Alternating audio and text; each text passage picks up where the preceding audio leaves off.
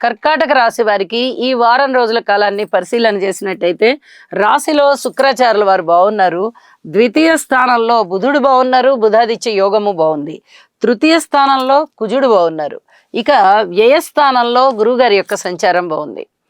అంటే శుభకార్యాల మీద ధనం ఎక్కువగా ఖర్చు పెడుతూ, శుభకార్యాలలో ఎక్కువగా పాల్గొంటూ, గృహానికి సంబంధించినటువంటి మరమ్మతులు లేదా గృహాలు కొనుగోలు చేయడానికి ధనం ఎక్కువ ఖర్చు పెట్టడం, ఇలాంటివి ఉండడానికి చాలా వరకు అవకాశాలు ఉన్నాయి.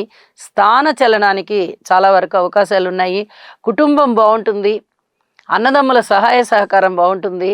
అయితే ఆస్తిపాస్తులు ఏదన్నా పంచుకునే విషయంలో మటుకు అంత అనుకూలత ఉండదు. కొంచెం ఈ విషయంలో జాగ్రత్తగా ఉండండి.